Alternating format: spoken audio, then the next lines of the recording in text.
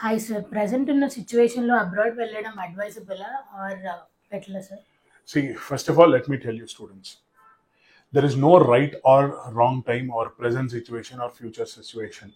If you are mentally మీరు స్ట్రాంగ్గా లేకపోతే ఏ టైం అయినా మీకు రాంగ్ టైమే. కరెక్ట్ గైడెన్స్ తీసుకోండి. మీరు ఇండియాలో ఏ కోర్స్ చదివారు, అబ్రాడ్లో ఏ కంట్రీకి వెళ్తే బెటర్ ఉంటుంది, ఏ యూనివర్సిటీకి వెళ్తే బాగుంటుంది, కాంపిటీషన్ ఎక్కడ బాగుంటుంది, లేదా నాకు జాబ్ ఆపర్చునిటీస్, ఇలాంటి కొన్ని ఇన్ఫర్మేషన్ మీరు ప్రాపర్గా తీసుకోగలిగితేనే అబ్రాడ్ అనేది మీకు వర్కౌట్ అవుతుంది. ఏదో మా ఫ్రెండ్ వెళ్ళాడు ఒక 5 years బ్యాక్, వాడికి 50% ఉంది, ఈరోజు బాగా సంపాదిస్తున్నాడు, లేకపోతే మాకు తెలిసిన కన్సల్టెన్సీ జాబ్ ఇప్పిస్తా అన్నాడు, ఇలాంటి కొన్ని ఏవో పెట్టుకుంటే, లేదా ఇండియాలో అప్పులు ఎక్కువైపోయినాయి, నేను అప్పులు తీర్చడానికి నేను యూకేకో యూఎస్ఓ వెళ్తాను అని అంటే డెఫినెట్లీ రాంగ్.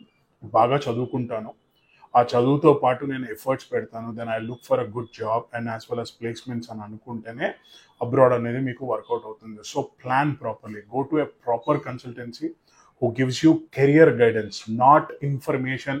వీసా ఎలా వస్తుంది, ఎక్కడ ఎడిటింగ్ చేయాలి, ఇలాంటి ఇన్ఫర్మేషన్ ఇస్తే మీరు డబ్బులు ఖర్చు పెట్టి ఇంకా మోసపోతారు. So I definitely not advise you.